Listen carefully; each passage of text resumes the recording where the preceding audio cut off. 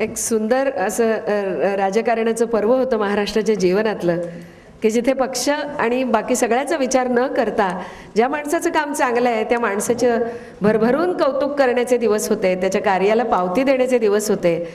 माणसं मोठ्या मनाची होती आणि खऱ्या अर्थानं लोकसेवा हे व्रत त्यांनी घेतलेलं होतं. आज तसं नाही आहे असं म्हणायचं नाही आहे, परंतु तरी देखील तो अतिशय सुंदर असा जमाना.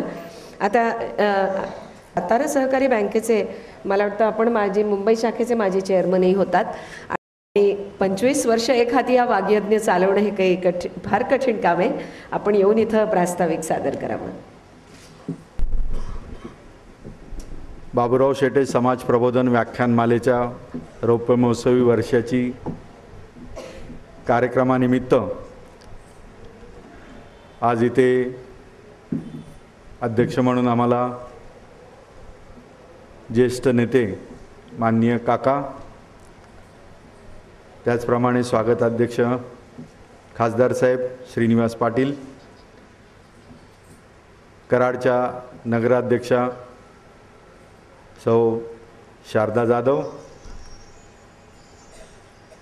माजी आमदार शंभूराजे देसाई, सातारा जिल्हा मध्यवर्ती बँकेचे अध्यक्ष विलासराव पाटील वाठारकर, सातारा सहकारी बँकेचे अध्यक्ष माननीय ज्ञानेश्वर वांगडे, इतर सर्व मान्यवर बंधू आणि भगिनींनो, आपण इथे आलात त्याबद्दल मी आपल्या सगळ्यांचं स्वागत करतो. आणि 25 वर्षाचा कालावधी मी काही सांगत बसणार नाही, कारण का ते काम आहे ते स्मरणिकेद्वारे तुमच्या समोर येणारच आहे. 25 वर्षाची वाटचाल त्याच्यात सांगितलेलीच आहे. पण ह्या रौप्य महोत्सवाच्या निमित्ताने, रौप्य महोत्सव किंवा सुवर्ण महोत्सव किंवा असे काही महोत्सव असतात त्यावेळी स्मरणिका नाही काढली तर सगळे लोक म्हणतील हा प्रवाहाच्या विरोधात पोहायला लागलेला आहे, म्हणून स्मरणिका काढायलाच पाहिजे. म्हणून ती एक स्मरणिका आपण बनवलेली आहे. त्याचबरोबर शेटेसाहेबांच्या जेवढे त्यांचे फोटो होते त्या सगळ्या फोटोंचं एकत्रीकरण मी केलेलं आहे, संकलन केलेलं आहे. त्याच्यानंतर त्यांच्याबरोबर काम केलेल्या ज्या लोकांच्या जवळजवळ 35 लोकांच्या मुलाखती मी घेतलेल्या आहेत. पण वेळेअभावी इथे 5-6 लोकांच्याच मुलाखती आपल्याला आत्ताच आम्ही दाखवलेल्या आहेत. अशा प्रकारे बऱ्याच लोकांच्या त्यांच्याबरोबरच्या मुलाखती आहेत, त्याची CD बनवलेली आहे. तसंच शेटेसाहेबांनी 1 वर्ष जे मेयर कारकिर्दीमध्ये जिथे ते कार्यक्रमाला गेले, प्रमुख पाहुणे म्हणून गेले, उद्घाटनाला जिथे गेले, त्याचं जे पेपराची जी कात्रणं होती वर्तमानपत्रांची, ती जवळजवळ 1400 पानांची वर्तमानपत्रांची कात्रणं 1980 पासून मी जपून ठेवलेली होती. आणि त्या कात्रणांचे त्या 1400 पानांचे 3 सेट बनवलेले, 1400 त्यापैकी एक सेट हा लॅमिनेशन करून ठेवलेला आहे की पुढचे 50-60 वर्ष तो कागद परत खराब होऊ नये.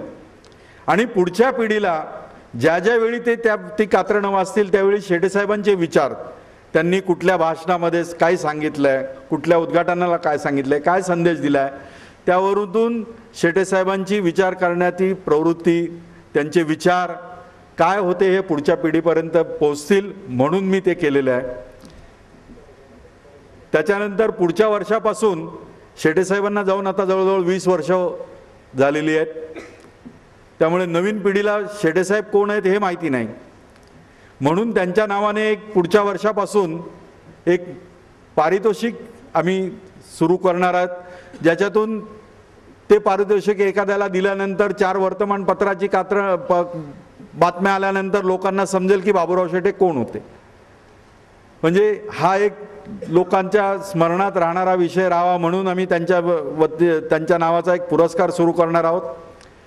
ही झाली इतर उपक्रम. आणि भविष्यातले उपक्रम आहेत की मी जे एवढं सगळं साहित्य जमा केलेलं आहे, त्यांचे फोटो, त्यांच्या व्हिडिओ, मुलाखती लोकांच्या, ते पेपरची कात्रणं वगैरे, तर एक 40 ते 50 मिनिटांचं शेटेसाहेबांवरती माहितीपट मी तयार करणार आहे. तोही लवकरच तयार होईल. त्याच्यानंतर फक्त चरित्र आणि आत्मचरित्र ह्याचं स्पेशल ग्रंथालय मी मुंबईमध्ये सुरू करतोय वडाळ्याला. ज्या ग्रंथालयामध्ये फक्त चरित्र आणि आत्मचरित्रच तुम्हाला वाचायला, अभ्यासायला आणि पाहायला मिळतील. बऱ्याच वेळा चरित्र ग्रंथ म्हटलं की नेहरू, गांधी, इंदिरा गांधी, सुभाषबाबू, टिळक यांचीच चरित्र वाचली जातात. पण समाजामध्ये अशीही काही लोक आहेत की ज्यांनी वेगळी वाट चोखाळलेली असते, वेगळ्या वाटेने आपला प्रवास केलेला असतो, आपल्या समाजासाठी, आपल्या देशासाठी, आपल्या गावासाठी, काहीतरी जिल्ह्यासाठी काम केलेलं असतं. त्यांचेही चरित्र लोकांच्या समोर यावी, ती आणावी, हाही आमचा प्रयत्न राहील. काही दुर्मिळ चरित्र ग्रंथ असतील जे आता उपलब्ध नाहीत, त्यांचं जतन करणं किंवा त्याचं झेरॉक्स करणं किंवा त्याचं पुनर्निर्माण करणं, अशा प्रकारचं ते बाबूराव शेटे चरित्र ग्रंथालय व संशोधन केंद्र ह्या प्रकारचं एक ग्रंथालय आम्ही सुरू करणार आहोत. आणि गेल्या 2 वर्षापासून येळगाव गावी आम्ही जी ॲनिमिया म्हणजे ब्लडच्या कमतरतेमुळे स्त्रियांना ब्लड कमी असतं, चांगला खुराक मिळत नाही, चांगलं जेवण मिळत नाही आणि भरपूर मेहनत करायला लागते, अंग मेहनतीची कामं करायला लागते, त्यावेळी त्यांच्यातल्या रक्ताचं प्रमाण कमी झाल्यानंतर वेगवेगळे आजार निर्माण होतात आणि ते अंगावर काढायचं दुखणं त्यांनी काढू नये म्हणून ॲनिमिया फ्री अशी मोफत ट्रीटमेंट आम्ही 2 वर्षापूर्वी येळगावमध्ये मी सुरू केलेली. जे शेतमजूर आहेत, ज्या गरीब महिला आहेत, ह्यांच्यासाठी ती योजना सुरू केलेली आहे मी. आणि कराडमध्ये कोयना वसाहतमध्ये पण एक दुसरं सेंटर ह्या 2010च्या ऑगस्टपासून मी सुरू केलेलं आहे. फ्री ट्रीटमेंट आहे ती. आणि ती याच्यासाठी आणि फक्त महिलांसाठी का? तुम्हाला वाटेल की बाबा आम्ही काय पाप केलेलं आहे, माणसांना वाटेल, पुरुषांना वाटेल, पण ज्यावेळी एखादी घरातली महिला सक्षम असेल तर ते घर सक्षम असतं. एखादी बाई जर का घरात आजारी पडली 4 दिवस तर कोणाला खपत नाही, कारण का सगळं घर डिस्टर्ब होतं. मुलांचे डबे, मुलांचं शाळेत जाणं, अमकं तमकं, हे ते, तुमचा डबा, कपडे धुणे, सगळं वाळवणं, हे सगळं. पण एखादा पुरुष जर का 4 दिवस आजारी पडला तरी त्याची पत्नी त्याची सेवा करते, त्याची आई त्याची सेवा करते, त्याची बहीण त्याची सेवा करते. म्हणून खास स्त्रियांसाठी हा ॲनिमिया फ्री ट्रीटमेंट आम्ही 2 वर्षापूर्वी सुरू केलेली आहे. तीही पुढे मी चालू ठेवण्याचा प्रयत्न करणार आहे आणि आपल्या सगळ्यांचं सहकार्य त्याला मला पाहिजे. हे आमचे भविष्यातले माझे उपक्रम आहेत. जास्ती मी काय सांगत नाही, कारण का आपल्याला 12:30 वाजता हा हॉल खाली करून द्यायचा आहे. आपण 21 फेब्रुवारीला हा कार्यक्रम घेतलेला होता, पण 21 फेब्रुवारीला विधान परिषदेच्या इलेक्शन्स असल्यामुळे हा आपण 19 तारखेला कार्यक्रम घेतलेला आहे. आणि तारीख चेंज झाल्यानंतर सुद्धा बरेचसे मान्यवर आज आपल्याला इथे लाभलेले आहेत आणि आपणही मोठ्या संख्येने हजर झालेले आहेत. तर मी आपला काही जास्त वेळ घेत नाही. माझं मनोगत मी ह्या जे उपक्रम आत्ता राबवलेले आहेत आणि भविष्यात राबवणार ते तुमच्यापर्यंत पोहोचवलेत. नमस्कार, धन्यवाद. मला सगळ्यांनाच ठाऊक आहे आणि हा कार्यक्रम निश्चितपणे वेळेवर संपेल याबद्दल आपण खात्री बाळगा.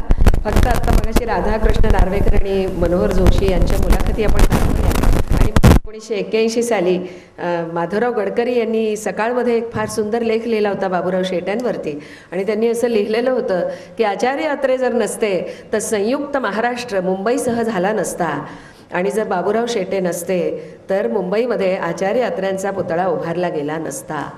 आपल्याला माहिती आहे की पुतळ्यावरनं आपल्याकडे किती मोठं राजकारण होतं, पण विधान भवनामध्ये महात्मा ज्योतिबा फुले यांचाही पुतळा उभारण्यामध्ये आणि केवळ पुतळे न उभारता आपल्या कार्यानं स्मारक उभारण्यामध्ये बाबूराव शेटे यांनी खूप मोठी कामगिरी बजावली. आज आपल्याकडे हे सगळे जे मान्यवर आलेले आहेत ते राजकीय आणि सामाजिक क्षेत्रातली धुरीण अशी मंडळी आहेत. आपण त्यांचं स्वागत आणि त्यांचा सत्कार करतो आहोत आणि त्यांचा पुष्पगुच्छ देऊन सत्कार करत असतानाच आपण त्यांना शाल, श्रीफळ आणि ही जी सीडी आहे ती सीडी आणि स्मृतिचिन्ह असं आपण देणार आहोत. सर्वात पहिल्यांदा आज आपल्याला माननीय आमदार श्री विलासरावजी पाटील उंडाळकर म्हणजे काका यांच्यासारखे अध्यक्ष मिळाले, म्हणून आमच्या स्वागताध्यक्षांना म्हणजे माजी खासदार श्री श्रीनिवास पाटील यांना मी विनंती करते की त्यांच्या शुभहस्ते आम्हाला त्यांचं स्वागत आणि सत्कार करायचं आहे.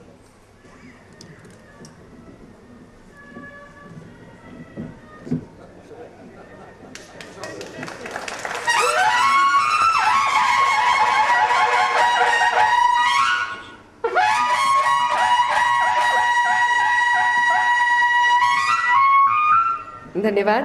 यानंतर नगराध्यक्षा श्रीमती शारदा जाधव यांचा सत्कार सौभाग्यवती पार्वती अशोक शेट्टे करतील. शाल,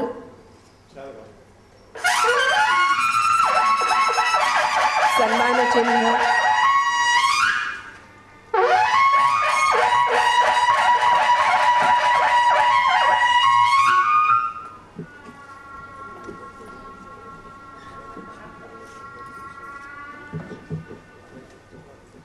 धन्यवाद.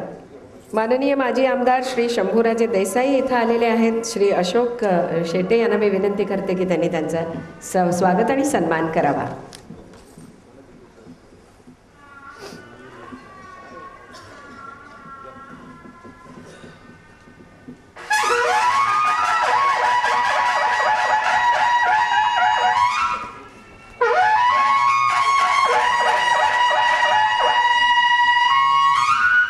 आपण आलात, धन्यवाद. यानंतर माननीय श्री विलासरावजी पाटील म्हणजे विलासरावजी पाटील वाठारकर बापू यांचा सन्मान दादासो तुकाराम शेवाळे माजी प्राचार्य यांच्या शुभ हस्ते होतो आहे.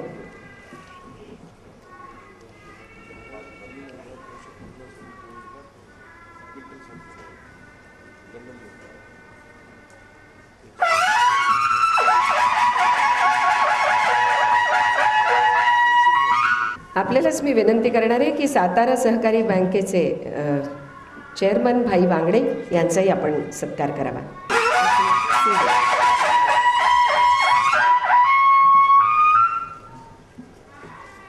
आज आम्हाला अतिशय योग्य सुयोग्य अशी सांस्कृतिक सामाजिक आणि राजकीय क्षेत्रात वावरणारी व्यक्ती स्वागताध्यक्ष म्हणून मिळालेली आहे.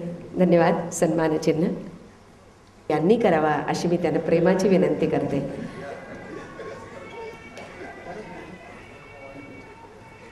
तुल्यबल आणि ज्येष्ठ अशी दोन माणसं एकमेकांचा सन्मान करतात तेव्हा ते संपूर्ण व्यासपीठ सांस्कृतिकदृष्ट्या अतिशय उंचावतं, म्हणून ही प्रेमाची विनंती आम्ही आपल्याला केली.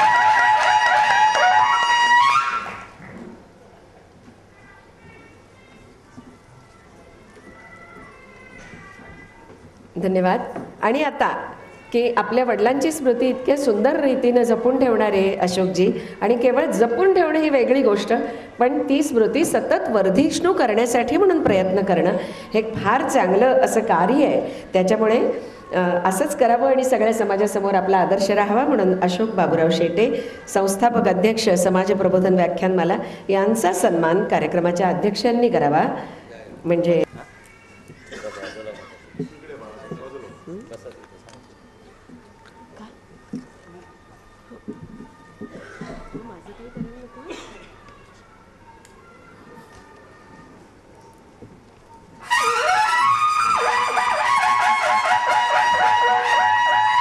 ठिकाणी आपल्या सर्वांचं आणि मान्यवरांचं स्वागत करण्यासाठी